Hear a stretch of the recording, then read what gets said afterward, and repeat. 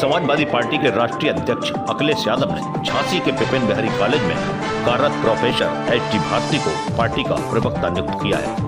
H D Bharti ने बताया कि मैं समाजवादी पार्टी की विचारधारा से प्रभावित हूँ और लंबे समय से समाजवादी पार्टी से जुड़ा रहा हूँ। समय समय पर संगठन के कार्यों में अहम भूमिका निभाता चला रहा हूँ, जिसकी वजह से राष्ट्रीय अध्यक्ष अखिलेश यादव ने मुझे दायित्व सौंपा है।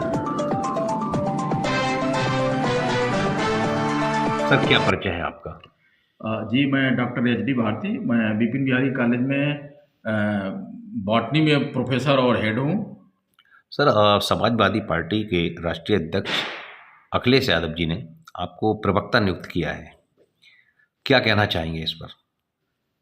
जी देखिए, जो समाजवादी पार्टी की जो विचारधारा है, पीडीए की विचारधारा और समता स्वतंत्रता बंधुत्व के आधार पर विचारधारा जो पार्टी की है, उस विचारधारा से प्रभावित होकर मैं लंबे समय से समाजवादी पार्टी से जुड़ा रहा हूं और हमेशा गरीबों, वंचितों तथा युवाओं के आवाज़ को और संगठन के स्तर पर भी मैं हमेशा कुछ न कुछ प्रयास करता रहा हूं। इससे प्रभावित होकर के माननीय राष्ट्रीय अध्यक्ष श्री अखिलेश यादव जी ने हमको ये बड़ा उत्तरदायित्व प्रवक्ता का दिया है।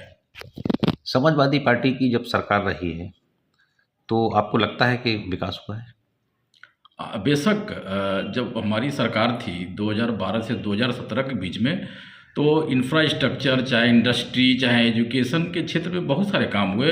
अगर हम बुंदेलखंड को ही देखें तो पार्टी का सबसे बड़ा एक सपना था कि यहाँ पर डिफेंस कॉरिडोर बनाने का। हालांकि सरकार चली गई, सरकार अगर रही होती तो वो प्रोजेक्ट पूरा हुआ होता।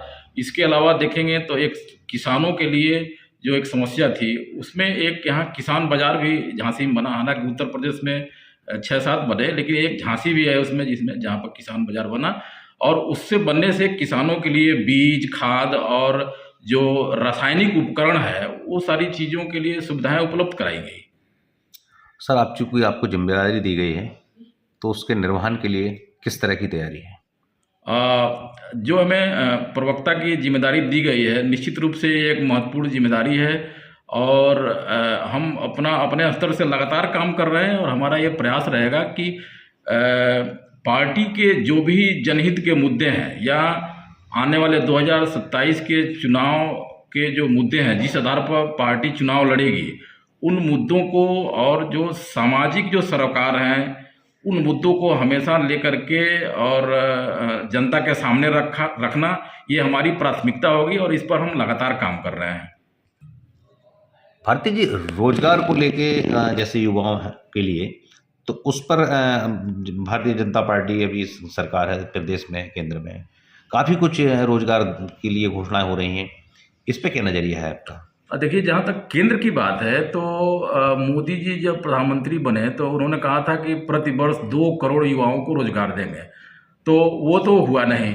अच्छा, जहाँ तक उत्तर प्रदेश की बात है तो उत्तर प्रदेश में तो मैं ये देख रहा हूँ कि युवाओं के लिए रोजगार के नाम पर कुछ नहीं हो रहा। एक एग्जाम्पल के तौर पर अगर लें तो करीब 6-6.5 साल पहले प्राथमिक शिक्षकों की वैकेंसी आई थी, 69,000 शिक्षकों की, और वो आज तक सरकार उसे पूरा नहीं कर पाई। वो लिटिगेशन में चला गया, वो कोर्ट में आज भी पेंडिंग है, क्योंकि सरकार ने उसमें बिल्कुल आरक्षण का गला घोंट दिया था, जिस वजह से वो लिटिगेशन में आ गया।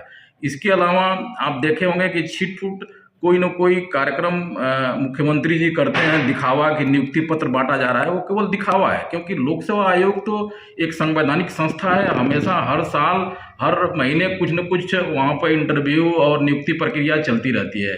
तो वो एक दिखावा किया जाता है कि मैं नियुक्ति पत्र बांट रहा हूँ, जबकि वह संवैधानिक संस्था है लोक सेवा आयोग प्रयागराज, वो हमेशा नियुक्ति करता रहता है, लेकिन सरकार उसको दिखाती है कि मैं ये नौकरी दे रहा हूँ, जबकि रोजगार के नाम पर सरकार की तरफ से कुछ भी नहीं है। युवा दिशाहीन है, कोई भी वैकेंसी निकल रही है, समय से परीक्षा नहीं हो रही है और भी उसमें या तो पेपर आउट हो जा रहे हैं या वो कोर्ट में चैलेंज हो जा रहा है। इसलिए सरकार तो युवाओं को रोजगार के नाम पर अभी तक कुछ नहीं कर पाई है, जिससे युवाओं में घोर निराशा है और छात्रों की उम्र जो है एक्सपायर हो जा रही है और छात्र जो है बिल्कुल दिशाहीन हो जा रहे हैं और वो कुछ भी नहीं कर पा रहे हैं।